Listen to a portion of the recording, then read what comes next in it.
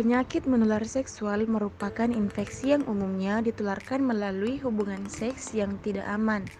Penyebarannya pun bisa melalui darah, sperma, atau cairan tubuh lainnya.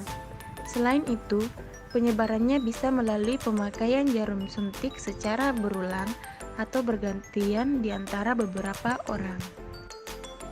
Penyebab penularan penyakit menular seksual atau PMS akan melalui sentuhan, transfusi darah yang terinfeksi, pembuatan tato di badan, tindik atau pengguna narkoba, dan orang yang suka berganti pasangan seksual. Yang termaksud dalam penyakit menular seksual yang pertama HIV atau AIDS, yang kedua gonorrea, yang ketiga sifilis, yang keempat herpes simplex genitalis, yang kelima keputihan, dan yang keenam epididymitis.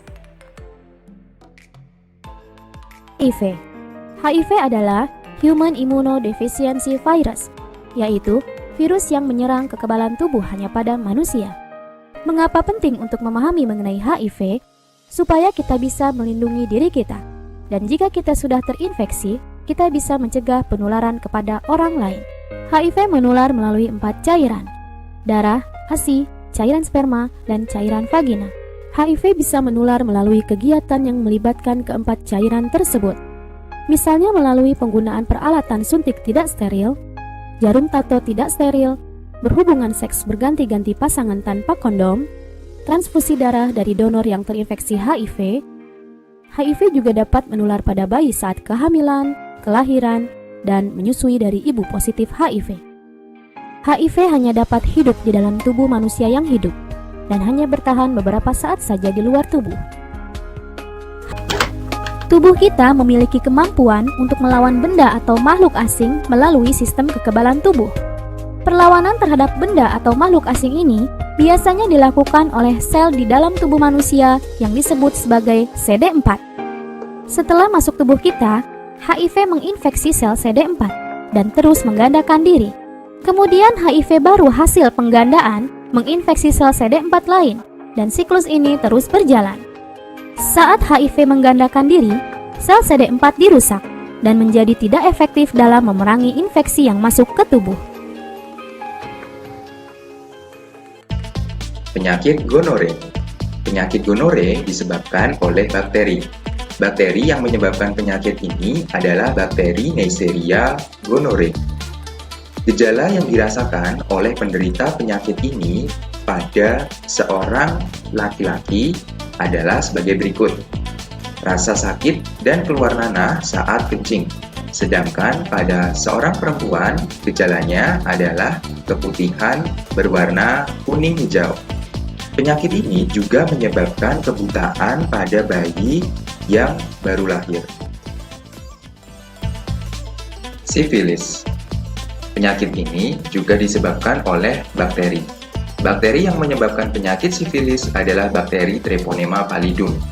Gejala pada penyakit sifilis adalah luka di daerah sekitar kelamin.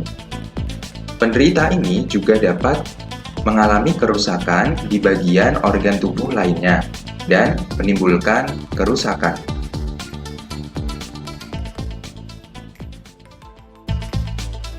Herpes simplex genitalis. Penyakit herpes simplex genitalis disebabkan oleh virus. Virus yang menyebabkan penyakit ini adalah virus herpes simplex tipe 2. Penyakit herpes simplex genitalis ini menyerang kulit di sekitar kelamin, anus, dan vagina. Gejala yang dirasakan penderita penyakit ini adalah gatal, pedih, dan kemerahan pada kulit di sekitar kelamin. Apabila sudah terdapat gejala tersebut, kemudian akan melepuh, pecah, dan menimbulkan luka. Keputihan. Keputihan ini disebabkan oleh jamur. Jamur yang menyebabkan keputihan adalah jamur Candida albicans. Penyakit keputihan merupakan penyakit kelamin yang terjadi pada perempuan. Ciri-ciri penyakit ini adalah timbulnya cairan putih kekuningan yang terdapat pada bagian vagina. Cairan tersebut bersifat encer atau kental, berbau tidak sedap, dan dapat menyebabkan rasa gatal pada vagina. Penyakit ini merupakan penyakit yang disebabkan karena kurang dijaganya kebersihan pada bagian vagina.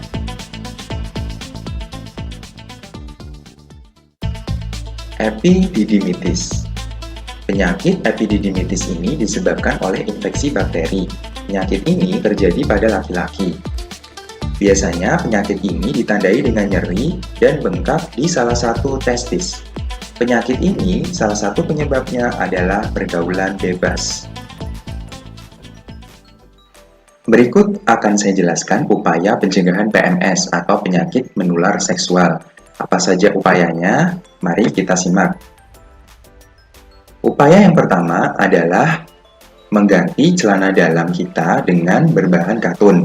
Tujuannya adalah supaya dapat menyerap keringat sehingga kelembaban yang ada di area genital kita dapat terjaga.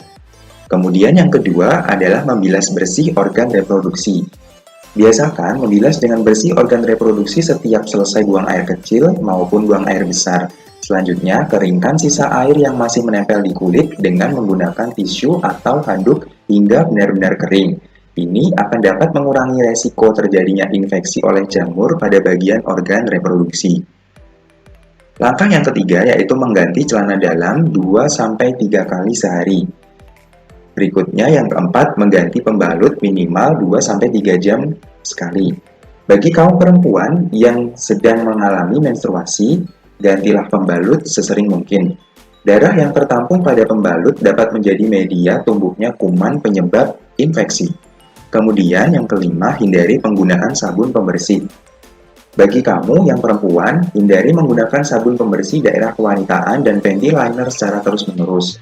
Penggunaan sabun pembersih daerah kewanitaan akan mengubah pH vagina dan akan membunuh bakteri baik, sehingga memudahkan terjadinya infeksi bakteri dan jamur, menyebabkan munculnya jerawat di daerah kewanitaan, dan menyebabkan iritasi pada kulit.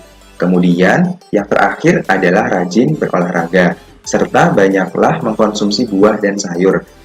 Selain bermanfaat bagi kesehatan, juga dapat mencegah terjadinya infeksi organ reproduksi oleh jamur. Itu tadi upaya pencegahan PMS, serta ulasan mengenai PMS. Selanjutnya, apabila ada gejala IMS, jangan malu dan berdiam diri. Jangan melakukan pengobatan sendiri, segera periksakan ke puskesmas dan rumah sakit terdekat untuk mendapatkan pengobatan yang tepat dan benar. Ayo hidup sehat dengan menjaga kesehatan reproduksi Anda. Anda sehat, keluarga bahagia.